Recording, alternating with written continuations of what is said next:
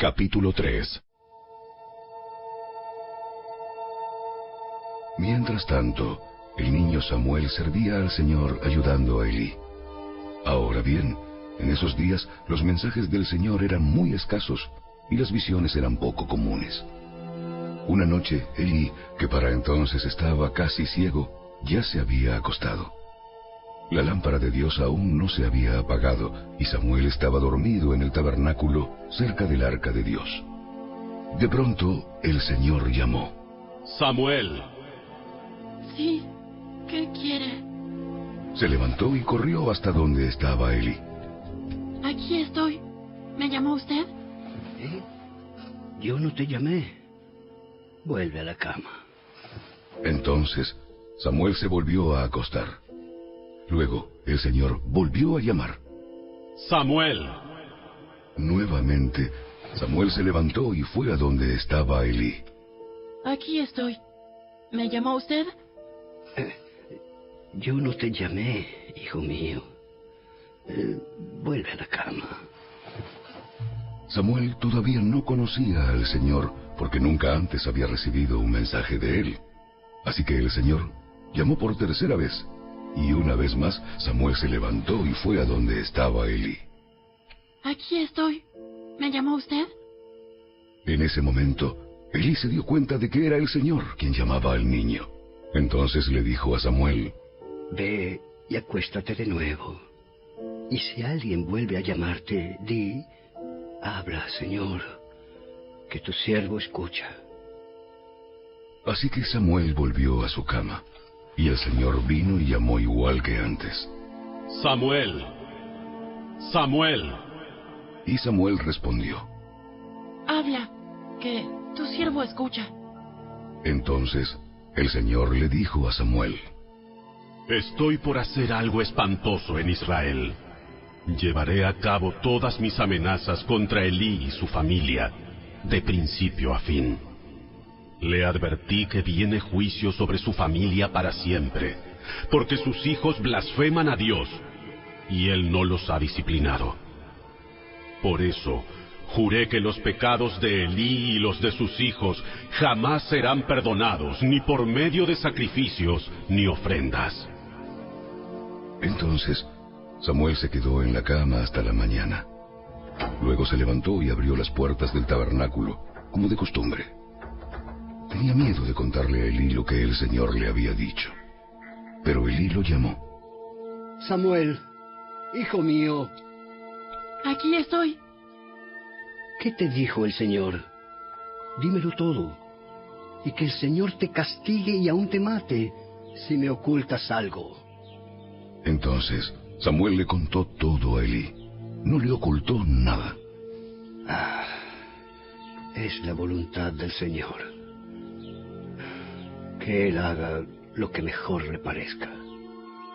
El Señor estaba con Samuel mientras crecía, y todo lo que Samuel decía se cumplía. Entonces, todo Israel, desde Dan en el norte hasta Beerseba en el sur, supo que Samuel había sido confirmado como profeta del Señor. El Señor siguió apareciéndose en Silo y le daba mensajes a Samuel allí en el tabernáculo.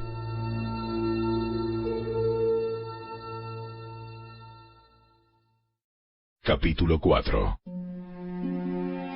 Y las palabras de Samuel llegaban a todo el pueblo de Israel. En aquel tiempo, Israel estaba en guerra con los filisteos. El ejército israelita acampaba cerca de Ebenezer y los filisteos estaban en Afec. Los filisteos atacaron al ejército de Israel y lo derrotaron matando a 4,000 hombres. Terminada la batalla, las tropas se retiraron a su campamento y los ancianos de Israel se preguntaban: ¿Por qué permitió el el Señor que los filisteos nos derrotaran? Después dijeron: Traigamos de Silo el arca del pacto del Señor. Si la llevamos con nosotros a la batalla, nos salvará de nuestros enemigos. Así que enviaron hombres a Silo para que trajeran el arca del pacto del Señor de los ejércitos celestiales, quien está entronizado entre los querubines. Los hijos de Elí, Ofni y Finés, también estaban allí con el arca del pacto de Dios. Cuando los israelitas vieron que el arca del pacto del Señor llegaba al campamento, su grito de alegría fue tan fuerte que hizo temblar la tierra. ¿Qué estará pasando? Se preguntaron los filisteos. ¿Qué es todo ese griterío en el campamento de los hebreos? Cuando les dijeron que era porque el arca del Señor había llegado al campamento, entraron en pánico. ¡Los dioses han llegado a su campamento! ¡Esto es un desastre! ¡Esto es un desastre! ¡Nunca antes nos hemos enfrentado a algo así! ¡Socorro! ¡Socorro! ¿Quién podrá librarnos de los dioses poderosos de Israel? Son los mismos dioses que destruyeron a los egipcios con plagas cuando Israel estaba en el desierto. ¡Filisteos! ¡Peleen como nunca antes! Si no lo hacen, seremos esclavos de los hebreos, así como ellos han sido esclavos nuestros. ¡Peleen como hombres! ¡Peleen como hombres! ¡Peleen como hombres! Así que los filisteos pelearon con desesperación y de nuevo derrotaron a Israel. La matanza fue grande. Ese día murieron 30,000 soldados israelitas. Los sobrevivientes dieron la vuelta y huyeron, cada uno a su carpa. Entonces los filisteos capturaron el arca de Dios y mataron a Ofni y a Finés, los 2 hijos de Elí. Un hombre de la tribu de Benjamín corrió desde el campo de batalla y más tarde ese mismo día llegó a Silo. Había rasgado su ropa y echado polvo sobre su cabeza en señal de dolor. Elí esperaba junto al camino para oír noticias de la batalla, pues estaba tan preocupado por la seguridad del arca de Dios que le temblaba el corazón. Cuando llegó el mensajero y contó lo que había sucedido, un clamor resonó por todo el pueblo. ¿A qué se debe todo ese ruido? Entonces el mensajero corrió a donde estaba Elí, quien tenía 98 años de edad y ya estaba ciego, y le dijo: Acabo de llegar del campo de batalla. Estuve allí hoy mismo. ¿Qué pasó, hijo mío? Israel fue derrotado por los filisteos. Masacraron a la gente. También mataron a sus 2 hijos, Ofni y Finés, y capturaron el arca de Dios. Cuando el mensajero mencionó lo que había sucedido al arca de Dios, Elí cayó de espaldas de su asiento junto a la puerta. Se quebró la nuca y murió, porque era viejo y demasiado gordo. Durante 40 años había sido el juez de Israel. La nuera de Elí, esposa de Finés, estaba embarazada y próxima a dar a luz. Cuando se enteró de que habían capturado el arca de Dios y que su suegro y su esposo habían muerto, entró en trabajo de parto y dio a luz. Ella murió después del parto, pero antes de que muriera, las parteras trataron de animarla. No tengas miedo. Tienes un varón. Pero ella no contestó ni les prestó atención. Al niño le puso por nombre Icabod, que significa ¿dónde está la gloria? Porque dijo: la gloria de Israel se ha ido. Le puso ese nombre porque el arca de Dios había sido capturada y porque murieron su suegro y su esposo. Y luego dijo: la gloria se ha ido de Israel, porque el arca de Dios ha sido capturada.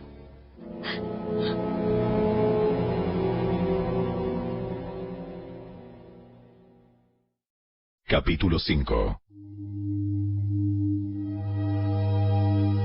Después de que los filisteos capturaran el arca de Dios, la llevaron del campo de batalla de Ebenezer hasta la ciudad de Asdod. Llevaron el arca de Dios al templo del dios Dagón y la pusieron junto a una estatua de Dagón. Pero cuando los ciudadanos de Asdod fueron a verla a la mañana siguiente, la estatua de Dagón había caído boca abajo delante del arca del Señor. Así que levantaron a Dagón y nuevamente lo colocaron en su lugar. Pero temprano al día siguiente sucedió lo mismo. De nuevo Dagón había caído boca abajo frente al arca del Señor. Esta vez, su cabeza y sus manos se habían quebrado y estaban a la entrada. Solo el tronco de su cuerpo quedó intacto.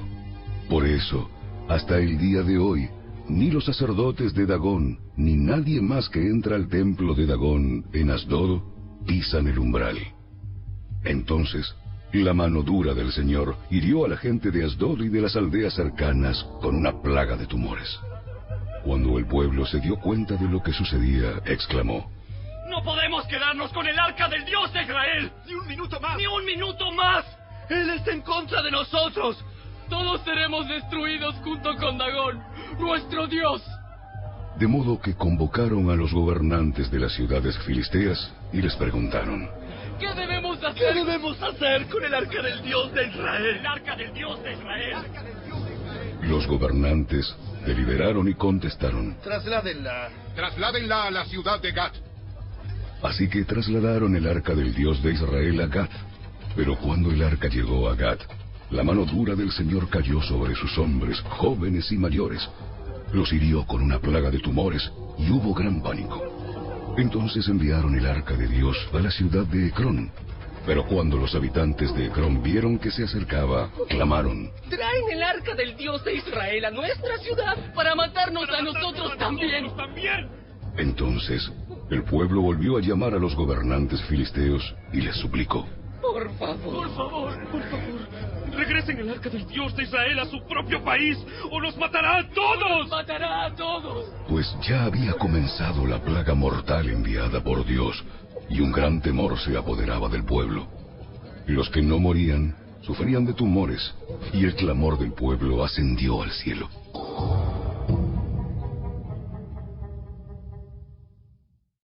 Capítulo 6.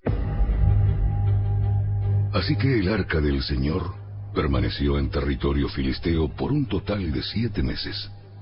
Entonces los filisteos mandaron llamar a sus sacerdotes y adivinos y les preguntaron: ¿Qué debemos hacer con el arca del Señor? Díganos cómo devolverla a su propio país. Devuelvan el arca del Dios de Israel junto con un regalo. Envíen una ofrenda por la culpa, para que la plaga se detenga. Entonces, si se sanan, sabrán que fue la mano de Dios la que causó esta plaga. ¿Qué clase de ofrenda? ¿Qué clase de ofrenda por la culpa debemos enviar? Ya que la plaga los hirió a ustedes y a sus 5 gobernantes, elaboren 5 tumores de oro y 5 ratas de oro como los que asolaron la tierra. Hagan estas cosas para demostrar su respeto al Dios de Israel. Tal vez entonces Él deje de afligirlos a ustedes, a sus dioses y a su tierra.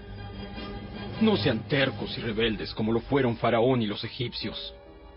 Cuando Dios terminó con ellos, estaban deseosos de dejar ir a Israel. Así que construyan una carreta nueva y busquen 2 vacas que acaben de tener cría. Asegúrense de que las vacas nunca hayan llevado yugo. Engánchenlas a la carreta, pero encierren sus becerros en un corral. Pongan el arca del Señor en la carreta y junto a ella coloquen un cofre con las ratas de oro y los tumores de oro que estarán enviando como ofrenda por la culpa. Después, dejen que las vacas vayan por donde quieran. Si cruzan la frontera de nuestra tierra y van hacia Bet-Semes, sabremos que fue el Señor quien trajo este terrible desastre sobre nosotros. Si no la cruzan, sabremos que no fue la mano de Dios que causó esta plaga. Más bien sucedió por pura casualidad. Así que llevaron a cabo las instrucciones. Engancharon 2 vacas a la carreta y encerraron sus crías en un corral. Luego pusieron el arca del Señor en la carreta junto con el cofre que contenía los tumores y las ratas de oro. Y efectivamente, las vacas, sin desviarse a ningún lado, siguieron directo por el camino hacia Bet-Semes, mugiendo por todo el camino. Los gobernantes filisteos la siguieron hasta los límites de Bet-Semes. Ahora bien, los habitantes de Bet-Semes estaban cosechando trigo en el valle, y cuando vieron el arca, se llenaron de alegría. La carreta entró en el campo de un hombre llamado Josué y se detuvo junto a una roca grande. Entonces, la gente hizo pedazos la madera de la carreta para leña, mató a las 2 vacas y las sacrificó al Señor como ofrenda quemada. Varios hombres de la tribu de Leví levantaron de la carreta el arca del Señor y el cofre que contenía las ratas y los tumores de oro, y los pusieron sobre la roca grande. En ese día, el pueblo de Bet-Semes ofreció muchos sacrificios y ofrendas quemadas al Señor. Los 5 gobernantes filisteos observaron todo esto y luego regresaron a Ecrón ese mismo día. Los 5 tumores de oro enviados por los filisteos al Señor como ofrenda por la culpa eran regalos de los gobernantes de Asdod, Gaza, Ascalón, Gat y Ecrón. Las 5 ratas de oro representaban las 5 ciudades filisteas junto con sus aldeas vecinas, que eran controladas por los 5 gobernantes. La gran roca de Bet-Semes, donde colocaron el arca del Señor, todavía está en el campo de Josué como un testimonio de lo que sucedió allí. Pero el Señor mató a 70 hombres de Bet-Semes porque miraron dentro del arca del Señor, y el pueblo hizo gran duelo por lo que el Señor había hecho. ¿Quién puede estar en la presencia del Señor? ¡Este Dios santo! ¡Este Dios santo! ¿A dónde podremos enviar el arca desde aquí? Así que enviaron mensajeros a la gente de Kiriat Jearim y le dijeron: Los filisteos han devuelto el arca del Señor. ¡Vengan y llévensela! ¡Vengan y llévensela!